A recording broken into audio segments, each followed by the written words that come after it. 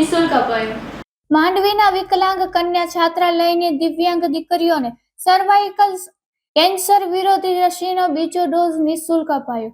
Cervical કેન્સરને અટકાવવા માંડવીની સેવાકીય સંસ્થા ઇનરવ્હીલ ક્લબ ઓફ માંડવીએ માંડવીમાં છેલ્લા 34 વર્ષથી દિવ્યાંગો માટે સતત કાર્યશીલ સંસ્થા અંધ અપંગ માનવ કલ્યાણ સોસાયટી સંચાલિત વિકલાંગ કન્યા છાત્રાલયની પાંજરાપોળ સામે નાગલપુર રોડ દિવ્યાંગ દીકરીઓને સર્વાઇકલ કેન્સર વિરોધી રસીનો બીજો ડોઝ નિઃશુલ્ક આપેલ હતો.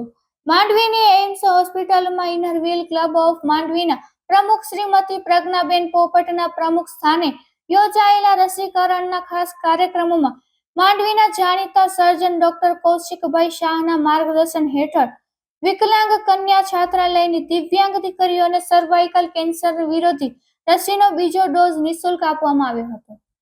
આ પ્રસંગે ઇનરવ્હીલ ક્લબના મંત્રી જિજ્ઞાબેન હોદારવાલા, શ્રીમતી ડોક્ટર કિંજલબેન કૌશિકભાઈ શાહ અને અર્પણાબેન વ્યાસ તેમજ અંધ અપંગ માનવ કલ્યાણ સોસાયટીના પ્રમુખ શાંતિલાલભાઈ ગણાત્રા, મંત્રી દિનેશભાઈ શાહ અને વિકલાંગ કન્યા છાત્રાલયના ગૃહ માતા પ્રવીણાબેન પટોળી ઉપસ્થિત રહીને સહયોગી રહ્યા હતા. મહિલાઓમાં કેન્સરના કારણે થતા મૃત્યુમાં સૌથી મોટું પ્રમાણ સર્વાઇકલ કેન્સરનું છે. સર્વાઇકલ કેન્સર એટલે ગર્ભાશયનું કેન્સર છે. દેશની જાણીતી મેડિકલ સંસ્થાના સર્વે મુજબ ભારતમાં દર વર્ષે 1,25,000 સર્વાઇકલ કેન્સરના કેસ સામે આવે છે. જો સમયસર તપાસ અને પરીક્ષણ થઈ જાય અને રસીકરણ કરાય તો ઘણી અંશે સ્થિતિ કાબૂમાં આવી શકે છે તેવી વિગતો અપાઈ હતી. સર્વાઇકલ કેન્સર વિરોધી રસીનો બીજો ડોઝ નિઃશુલ્ક અપાયો તે બદલ અંધ અપંગ માનવ કલ્યાણ સોસાયટીના પ્રમુખ શાંતિલાલભાઈ ગણાત્રા, પૂર્વ પ્રમુખ ડોક્ટર કૌશિકભાઈ શાહ અને મંત્રી દિનેશભાઈ શાહે માંડવીના ઇનરવ્હીલ ક્લબનો આભાર માન્યો હતો. સંસ્થાના શૈલેષભાઈ મીઠાવાલા સહયોગી રહ્યા હતા. માંડવીના ઇનરવ્હીલ ક્લબે માંડવીની વિકલાંગ કન્યા છાત્રાલયની દિવ્યાંગ દીકરીઓને સર્વાઇકલ કેન્સર વિરોધી રસીનો બીજો ડોઝ માંડવીની એમ્સ હોસ્પિટલમાં અપાયો. તે સમયે લેવાયેલી તસવીરમાં માંડવીના જાણીતા સર્જન ડોક્ટર કૌશિકભાઈ શાહ, ઇનરવ્હીલ ક્લબના પ્રમુખ પ્રજ્ઞાબેન પોપટ, મંત્રી જિજ્ઞાબેન હોદારવાલા, ડોક્ટર કિંજલબેન શાહ, અર્પણાબેન વ્યાસ તથા અંધ અપંગ માનવ કલ્યાણ સોસાયટીના પ્રમુખ શાંતિલાલભાઈ ગણાત્રા, મંત્રી દિનેશભાઈ શાહ અને ગૃહ માતા પ્રવીણાબેન પાટોળી નજરે પડી છે. Report by Amitbhai Bhanushali Naliya. 8 દીકરીઓને અમે સેકન્ડ ડોઝ આપીએ છીએ.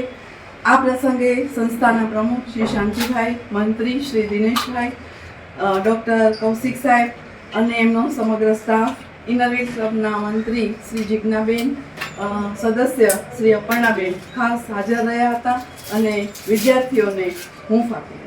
શ્રોતા મિત્રો, હું દિનેશભાઈ શાહ, મંત્રી અંધ અપંગ માનવ કલ્યાણ સોસાયટી માંડવી.